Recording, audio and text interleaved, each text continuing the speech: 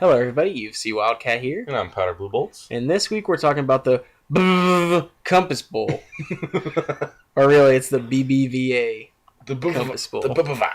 Between the Pitt Panthers and the Ole Miss Rebels.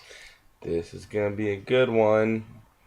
I know we spoiled you. We had a bunch of good games in a row, but welcome back to bowl season where the bowl games aren't all good. Oh, man. Hoping to make this one a quick one because it's not really that good of a game. It's definitely after all the good BCS bowls, and we're just going to have to power through this one. A little bit of a filler. Definitely filler. Definitely that shit that you skip in Dragon Ball Z, all those stupid episodes. Yeah, no one knows what we're talking about. Okay, dick. I have a childhood, too. Oh, my God. But, yeah, right. The Ole Miss offense is decent. The Pitt offense is decent. But, again, these teams have had decent games this year. I think it's Paul Chryst, the new Pittsburgh coach, came in, had a decent season for Pitt. You know, had that one marquee game where they almost beat Notre Dame in overtime. Yeah. But again, by divine right, the winds blew and the echoes were awakened, and Notre Dame pushed that field goal a little bit to the right, and it did not get made. He meant to say Pitt, not Notre Dame. I'm saying, yeah, the Pitt field goal got pushed to the right, and they lost in triple overtime. That's what I said. You said Notre Dame, but it's okay. Don't use words with me. Okay, I won't. Pitt started out the year tough. They lost to Youngstown State and then got smacked at Cincinnati. But after a win against the then number 13 ranked Virginia Tech Hokies, they definitely turned their season around a little bit. All the rest of their losses were actually pretty close, including that Notre Dame loss, which is very tough to deal with. But yeah, Pitt is 6-6, and a lot of that definitely centralizes around their very good defense, which is 21st in points against at 19.7. But what we're going to highlight a good portion of their offensive weapons. Tino Sunseri. This quarterback's actually a pretty decent quarterback.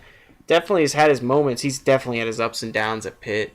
And I really feel bad for the kid, but hey, you know, it's tough being a Pitt Panther. But I think Tino Sunseri is a good quarterback. He has 3,103 yards passing, 19 touchdowns, but he only has 2 interceptions on the season, which is actually really good for this quarterback. Doesn't make a lot of mistakes and, protects the ball, which is very good. They have 2 really good wide receivers. Devin Street, who has 892 yards receiving and 4 touchdowns. But we have to definitely highlight this receiver, who is also a good NFL coach for the Redskins, Mike Shanahan. Yeah, I mean, to me, it's really impressive. I mean, you get 926 yards on the season and 5 touchdowns. And you can coach the Redskins. It's like, this guy does it all. I mean, and he's like 67 years old. So, I mean, you got to think by that point, your bones are about to break. And how the hell does he have any eligibility left? You're going to retire. I think he's taking an online course at Pitt. And so that makes him eligible to play. I mean, Mike Shanahan's really, really good. He won Super Bowls, and now he's catching footballs.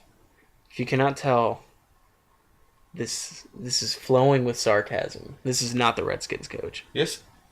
What? We're going to keep going on. Pitt has a very good running game as well. Have Ray Graham, who's a very good comparable halfback. He has 1,042 yards on the season and 11 touchdowns.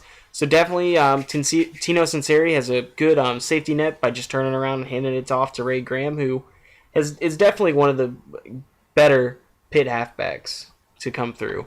But now we're going to highlight a little bit of Ole Miss. Go Rebels. I guess. Yeah, I mean, their offense is decent. Pretty balanced. Nothing to write home about. But, I mean, it all starts with Bo Wallace. 2,800 yards passing through the air with 19 touchdowns. And he does have 363 yards rushing with 8 touchdowns. So, I mean, 27 total touchdowns. That's a pretty good mark if you ask me in the SEC.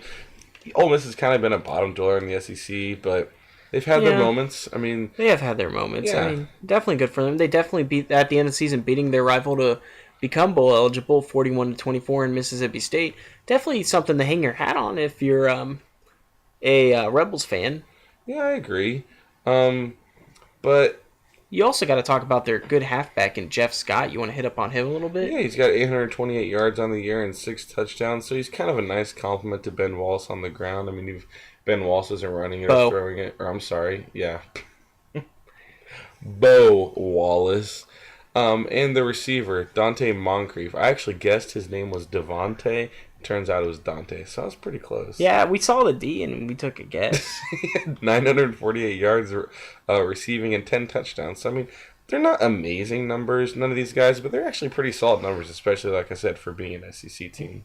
Definitely. I think we can skip Keys. I mean, basically this team, for both teams, it's pretty simple. Just protect the ball. Yeah, Tino Cincinnati is very good at it. You got to protect the ball, and for Mississippi State, Mississippi. Whew. Ole Miss. That's their name. Ole Miss. If you can't tell, we're super stoked about this game. Yes.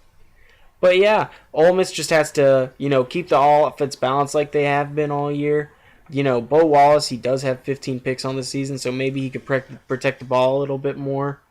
That's about the only thing that I can knock on Mississippi State. It's definitely going to be something to watch.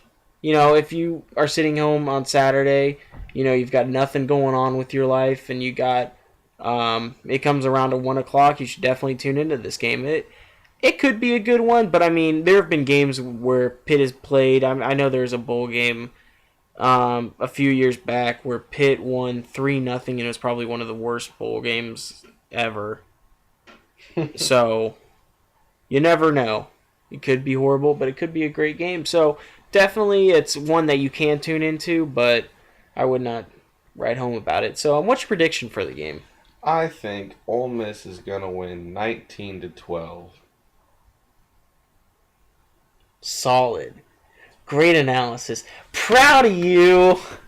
I think Tino Cincinnati, again, keeps good care of the ball. Definitely, doesn't make any mistakes. I think Bo Wallace is going to make a few, which is definitely going to hurt, and Ray Graham will definitely help make them pay. I think Pitt's going to win this game 24-10, and I think Bo Wallace will have at least 2 picks on the game. Wow. Because there's my analysis. You know what? You ungrateful little piece of shit. Bold. Is that all you can say? You're Bold. Ridiculous. Alrighty, well, remember to leave a like. Definitely comment if you got anything better for us, because this game didn't really appeal to us too much. But tune in next time when we talk about the GoDaddy.com Bowl between Kent State and Arkansas State. Be sure to like, comment, and subscribe. UFC Wildcat and Powder Blue Bolts signing out.